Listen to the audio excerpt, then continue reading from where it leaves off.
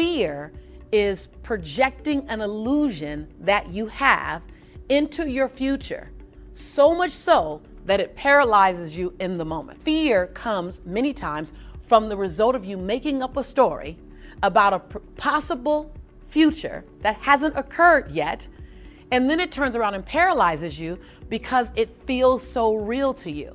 I'm not saying it can't happen, but what I'm saying is that it hasn't happened, and that you're projecting it. What if I get hurt? What if I lose my money? The fear of judgment, that's a huge one. Of failure, what happens if it doesn't work?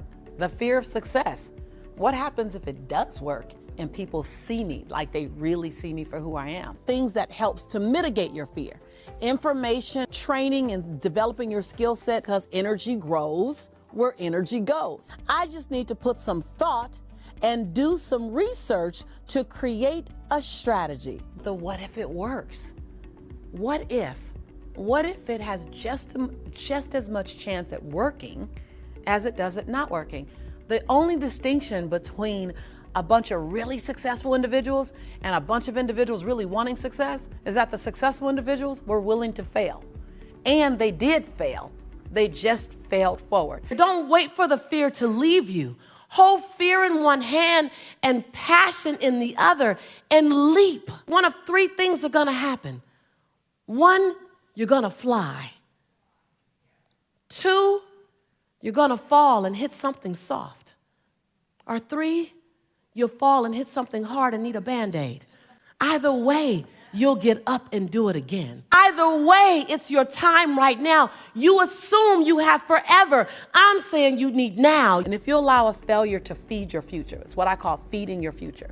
Meaning, what are the two things that I did really well?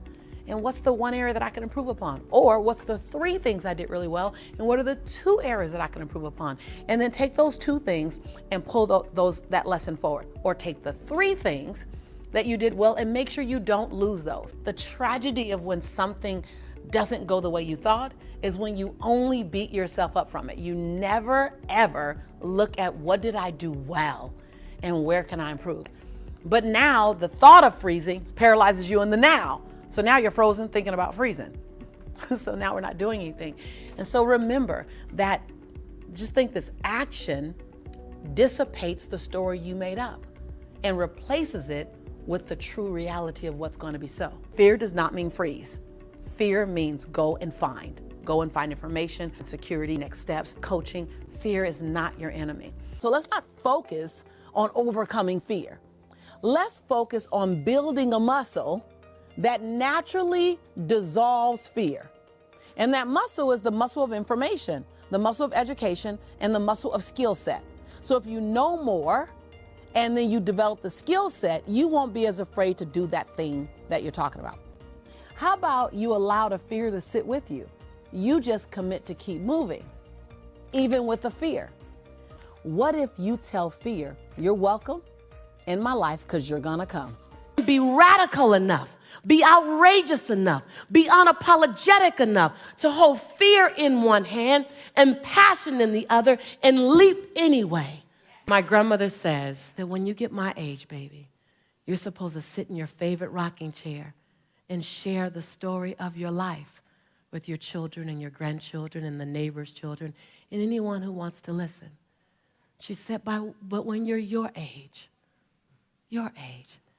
you're supposed to make sure that the story's gonna be damn good to share.